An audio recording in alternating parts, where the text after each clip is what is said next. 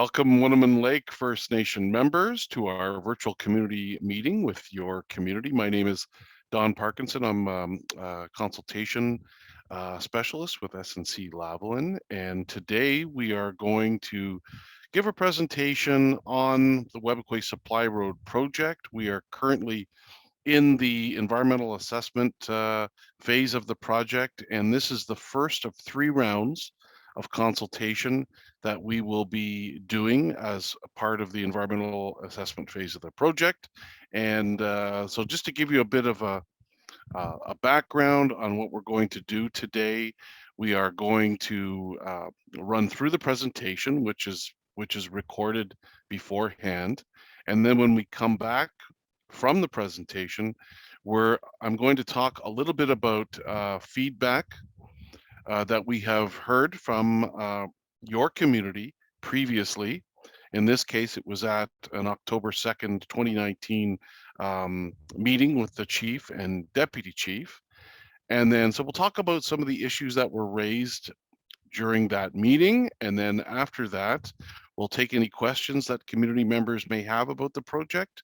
And then we'll wrap things up. And I just wanted to say that, you know, we would prefer to meet with you in person, and hopefully after this meeting, we will be able to talk to you and maybe arrange for a visit to your community or to meet you in whatever way is most appropriate and most convenient for the community. So without further ado, I think we should go ahead and listen and watch the presentation, and then we'll come back and talk a little bit. Welcome to the Webequie Supply Road Environmental Assessment Phase Round 1 presentation.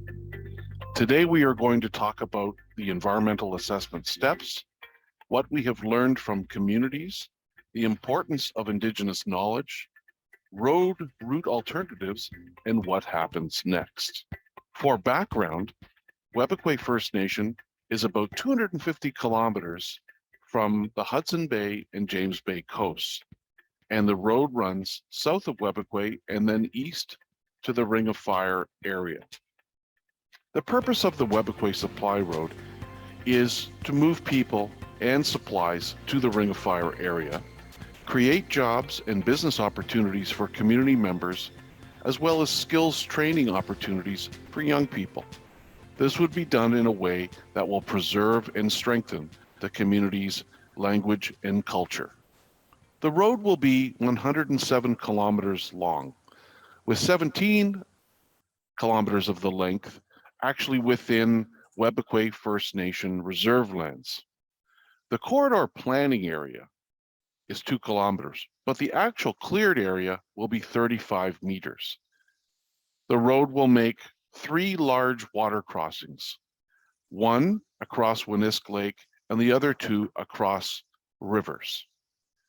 And the project will also include temporary pits and quarries, equipment storage areas, and construction camps. Now we are going to talk about the environmental and impact assessment processes. There are 2 environmental assessments actually going on. There's an Ontario or provincial one and a Canada or federal one. Webequie is also doing their own internal assessment of the project. At the end, one report is created for review by Ontario and Canada. There is coordination between the federal and provincial EA processes at different points in the process. One body of documentation, though, one report, one body of documentation will be produced to address requirements of both the terms of reference, which is the provincial work plan for the EA, and what we call the tailored impact statement guidelines, which is basically the work plan from the federal side. Now we are going to talk about the communication we have had with Indigenous communities. When we were developing the work plan for the environmental assessment, also known as the terms of reference for the provincial environmental assessment process, we created a project website. We sent notices to communities, did virtual and in-person community meetings, and made project information available in many ways, such as through the website or by mail. And we've also accommodated during COVID by switching a lot of our in-person meetings to virtual meetings. We have received comments on the environmental assessment terms of reference or environmental assessment work plan from many First Nations and First Nation organizations. These comments are wide-ranging. They talk about many, many different topics. Some of the topics are focused on Aboriginal and treaty rights and interests. There's cumulative effects and the need for regional assessment. So looking at the broader effects of the project and looking at the project from a much sort of higher level in combination with other projects that are either planned or exist in the area. We heard comments on protocols, so ways of communicating with communities and the consultation process. We heard comments on environmental assessment or impact assessment, the actual undertaking of that work. And then we also received comments on participation in capacity funding, providing resources to communities so that they have the capacity to be able to review documents and conduct their own, for example, Indigenous knowledge studies. There were other comments on ownership and maintenance or operations of the road. There were comments on socioeconomic impacts of the project. There were a number of comments on climate change and greenhouse gas emissions, as well as water or water quality, and wildlife and plants had many comments as well. So there were comments from a lot of communities, a lot of First Nation organizations, and about many different subjects. Let's move now to talk a bit about the study plans. There are many studies involved in an environmental assessment. The technical team had to prepare detailed plans explaining to the federal government how these studies will be done. So these are very detailed sort of recipes as to how the work will be undertaken at a very technical level, and these were reviewed by the federal government, by experts in the federal government.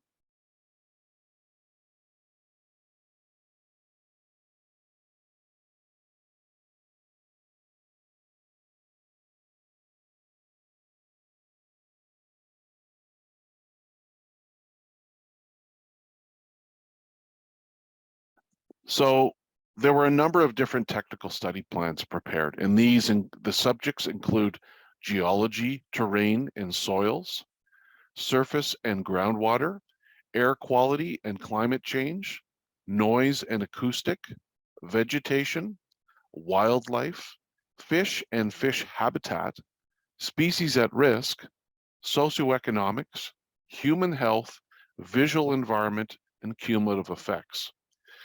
Our team also prepared fact sheets to summarize. Now we will talk about how an environmental assessment is done. There are many steps involved in an environmental assessment. One of the steps is to identify what we call valued components. Valued components are the environmental, health, social, economic, or additional elements or conditions of the natural and human environment that may be affected by the project and are important to community members, are of concern or value to the public, Indigenous peoples, federal, provincial authorities, and interested party. They are what people are concerned about. Then we have indicators. Indicators represent the resource, feature, or issue related to a valued component, so what's important to community members. And if these indicators are changed, they may demonstrate an effect on the environment. A better way probably to describe them is a way of measuring potential effects. And it's used in the assessment and evaluation of alternative routes and the overall effects of the project. Now let's talk a bit about assessment boundaries.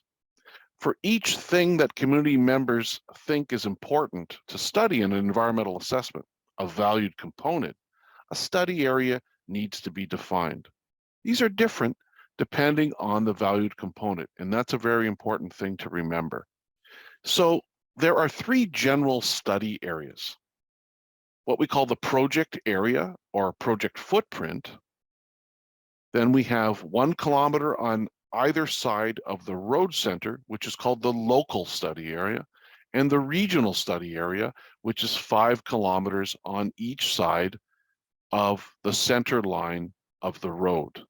Those are the general study areas. And this next map shows the three basic types of study areas relative to the two alternatives, the community-based alternative and the technically preferred alternative, which looks at the community-based alternative and makes minor changes to the route based on better terrain and soils and other factors. Let's now talk about the study areas for valued components more specifically. The study areas for valued components, or things that are important to community members, are determined by many different things, including what community members are saying, Indigenous knowledge, Indigenous land and resource use, and Aboriginal and treaty rights. Now we're going to move to talk a little bit about baseline studies. Think of baseline studies as a way of finding out the way things are now, so what we call existing conditions.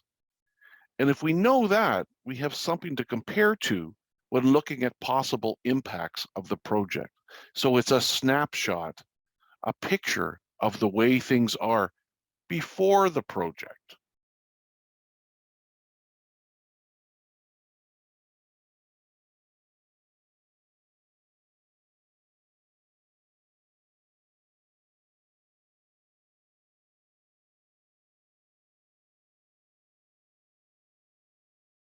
There are many studies that are done as part of an environmental assessment.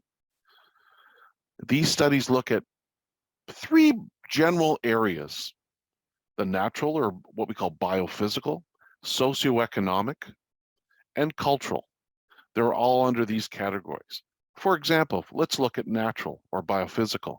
Within that, we would have studies on vegetation, such as the peatlands or wetlands and forests, wildlife, fish and fish habitat, species at risk, air quality and climate change, noise and vibration, visual environment, surface water, groundwater, and geology, terrain, and soils. So there are many studies on the natural or biophysical in the natural or biophysical category. Now, if we look at the socioeconomic infrastructure and social services, then we might look at human health. We might look at land and resource use, or Indigenous knowledge and land and resource use. Then we look at another major category of studies, which is archaeological resources or built heritage or cultural heritage landscapes. So there are many groups of studies, and even within the studies that I mentioned, there are more studies that are done, more specific studies. For example, if we were to look at caribou, there are a number of different types of caribou studies that are done as part of an environmental assessment or an impact assessment. Let's now look at select valued components as examples. And this will hopefully help everyone sort of better understand what I've just been talking about. So let's look at study areas for wildlife. The general or local study area would be a 1 kilometer buffer, as I mentioned before, from the center line of the alternatives, 500 kilometers from what we call supportive infrastructure. So these are things other than the road that are required as part of the construction or operation of the project. These might be camps or aggregate or rock source areas or access roads. And then the regional study area, general regional study area, extends 5 kilometers on either side of the local study area boundaries. If we look at moose, for example, that has a different local study area. In that case, it's 10 kilometers from the center line of the alternatives, 500 meters from supportive infrastructure, but the regional study area extends 50 kilometers from either side of the local study area boundaries. Then we look at caribou. Caribou have an 11-kilometer buffer from the center line of the two alternatives and from the same distance from in supportive infrastructure camps. So it has a bigger distance around it to define the local study area. And then the regional study area for caribou includes entire ranges of caribou, which is these are very, very large areas. Next, and finally for wildlife, let's look at wolverine. Wolverine has an 11-kilometer buffer from the center line of the alternatives and from the supportive infrastructure, and it extends 50 kilometers from either side of the local study area boundaries. Let's have a look now what that means in terms of maps. So these next few maps will illustrate the different types of study areas I just discussed. So this first one is the general study areas that I was talking about. The next slide shows the different local and regional study areas for moose. And then after that, we have the wildlife study areas for wolverine. So as you can tell, you can see the 50-kilometer buffer around there, much larger area. And then finally, the largest study area you can see here, you can see the local study area on the actual map, and then the regional study area, which includes 2 ranges for caribou, and that is in the upper right corner. So it's a much larger area. So let's talk a little bit about wildlife again and some of the criteria or valued components associated with wildlife, just to give you an idea of and a better understanding through examples. So for wildlife, you might have forest birds, you might have raptors, you might have shorebirds or waterfowl, or bog and fen birds like muskeg birds and other wetland birds. You might have bats or fur-bearing animals like lynx or rabbits, ungulates, which are moose, for example, amphibians and reptiles, and then pollinating insects as well. So the indicators or the ways of measuring those could be, for example, changes to habitat availability, the quantity of habitat available. Is that impacted by the road? Could be changes to abundance, meaning actual numbers, or the distribution, the spatial distribution, where these animals are over the land or water. Could be changes in the species richness. And when we talk about that, we mean the diversity of species, the number of different species. Could be changes to survival and reproduction. Could be changes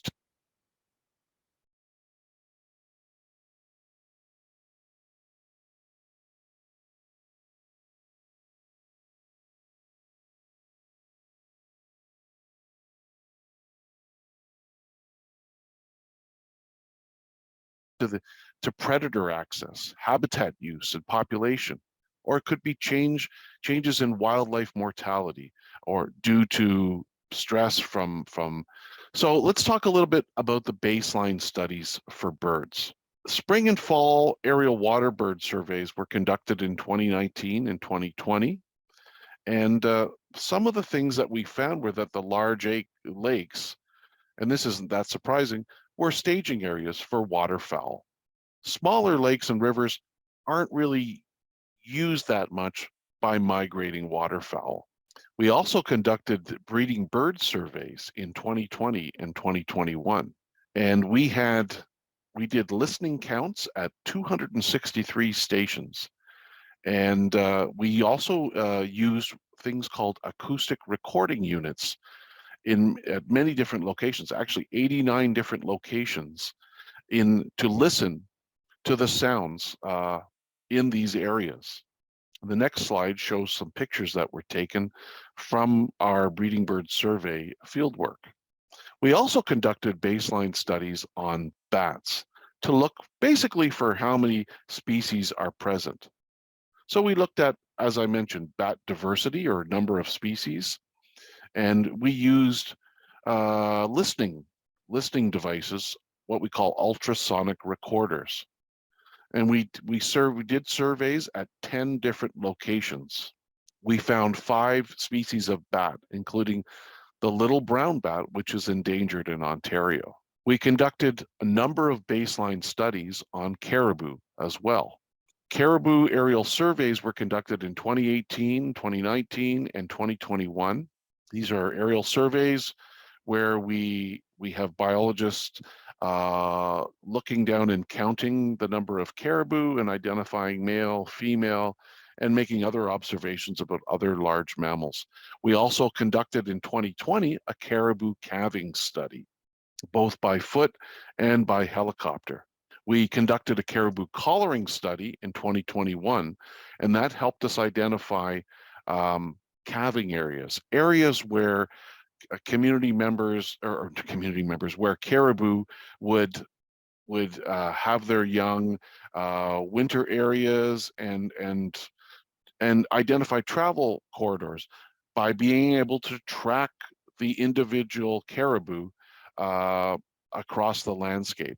And so far, the data has shown that most collared caribou are of what we call the eastern migratory population that winters in wooded areas, but actually has their young along the Hudson Bay shoreline.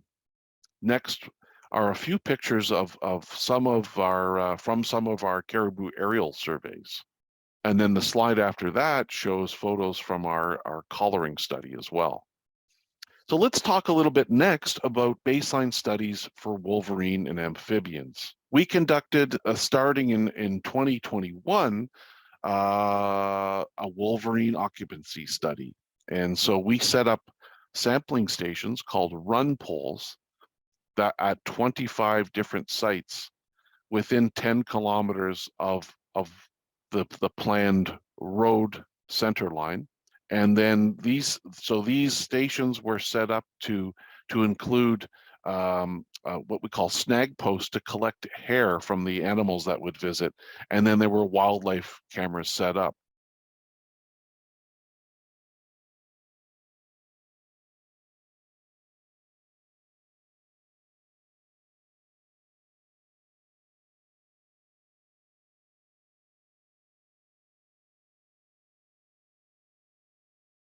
From this work, not only did we get a boundary of wolverine in Ontario, and we've gotten some really interesting results from that. We also did some amphibian studies where we sampled for calling frogs by using these acoustic recording units that we had set up for breeding bird studies. And this allowed for evening surveys to be done in these remote muskeg or wetland areas that we wouldn't be able to get access to otherwise. So next, let's move on to talk a little bit about Indigenous knowledge. A big part of an environmental assessment is Indigenous knowledge. We have, with the Webequie Supply Road project, an Indigenous knowledge program. We need communities to share their Indigenous knowledge with the technical team to help us identify potential project effects. This helps us avoid or reduce potential effects on Indigenous rights and interests. As part of doing this work, we take the Indigenous knowledge that we are able to collect. We make sure that it is kept confidential to whatever degree the community would like us to. And then we combine this information with the Western science information to very comprehensively identify impacts of the project. We want to work together with your community to collect important Indigenous knowledge. As I mentioned, we will respect the need for confidentiality. We have communicated with communities about the need to collect Indigenous knowledge for the project, and we've also invited communities to participate in our Indigenous knowledge program.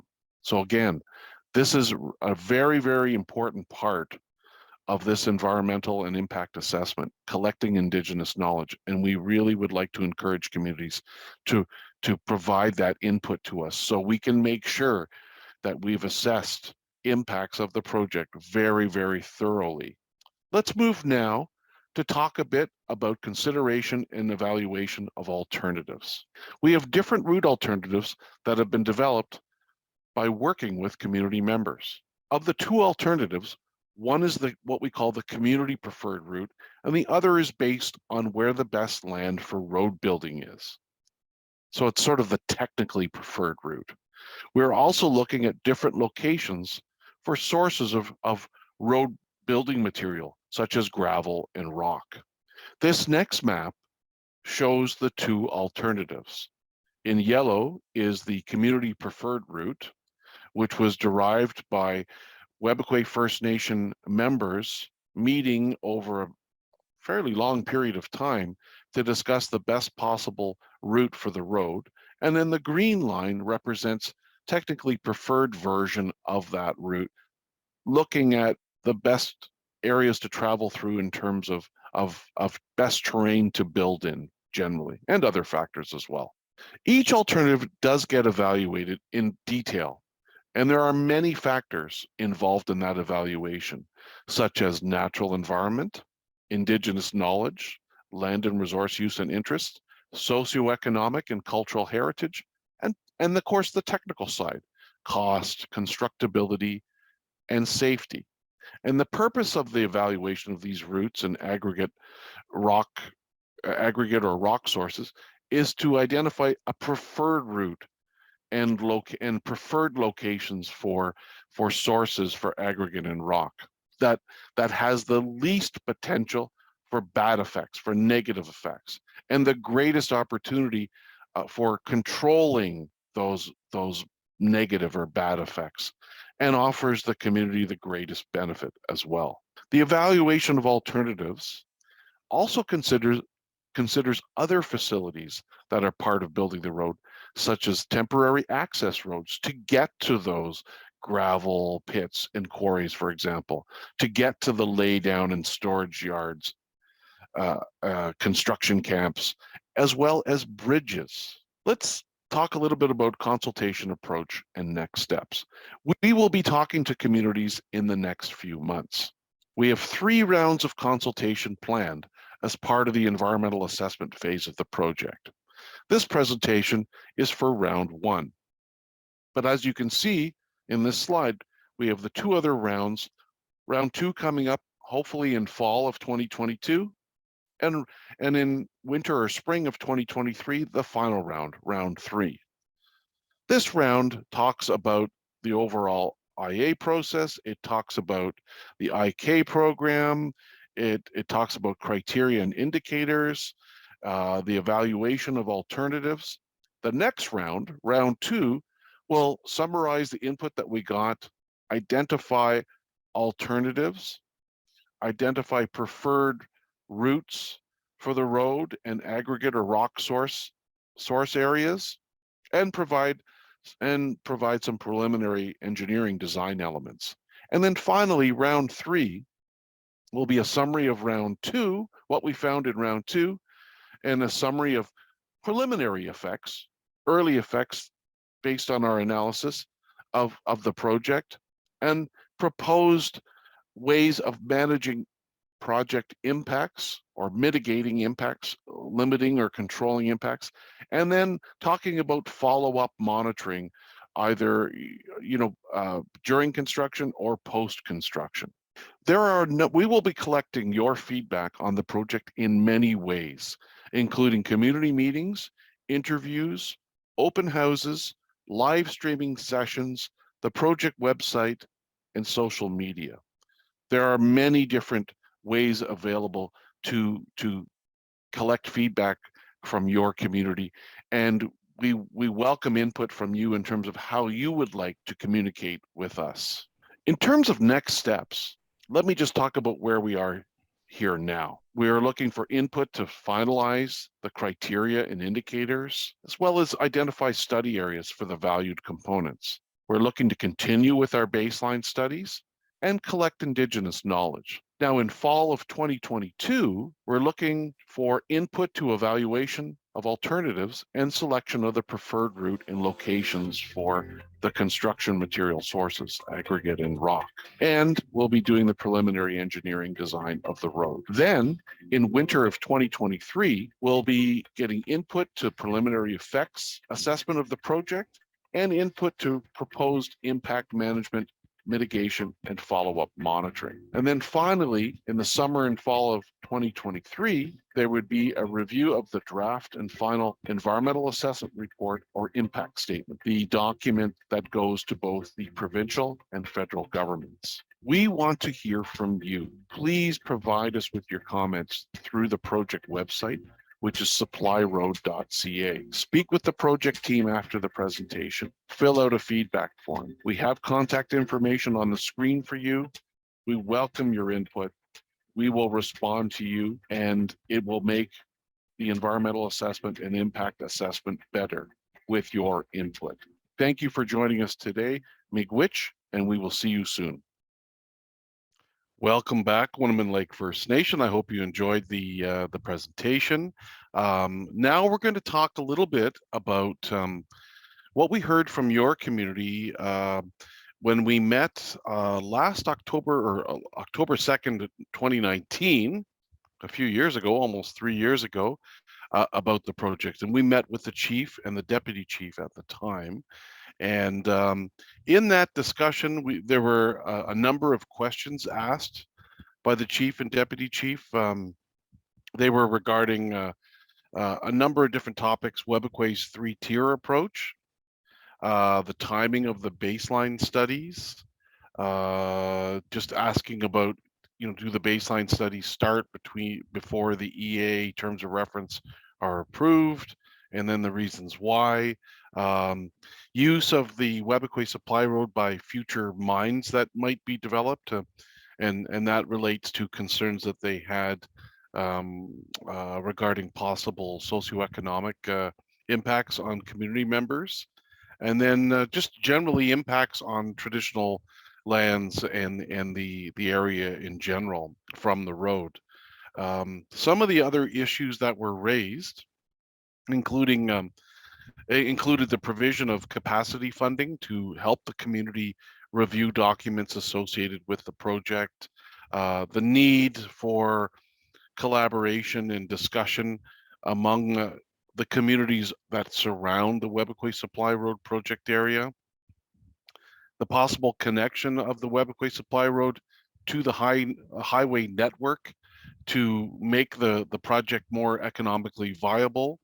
And then finally, another issue that was raised was the need for First Nation rather than provincial control and ownership of the road. So a lot of interesting input from the chief and deputy chief in that meeting. And hopefully going forward, we'll be able to meet with the community as a whole and talk about the project in even more detail. We would love to come and visit your community to do that, or meet with you in whatever way is most convenient. So let's see if we have any questions from community members. And it looks like we do not today. So with that, we will close today's community meeting. We'd like to thank you for joining us at today's meeting. And as I mentioned before, hopefully we can visit your community very, very soon. We'd love to go up there and sit down and talk about any concerns that you have about the project. That's important to us. We want to make the environmental assessment as comprehensive and thorough as possible, and part of that involves getting as much input from the community's neighbors, and of course that includes yourself. So thanks again for joining us today, Wunnumin Lake, and Miigwech, and we will see you very soon, hopefully. Take care.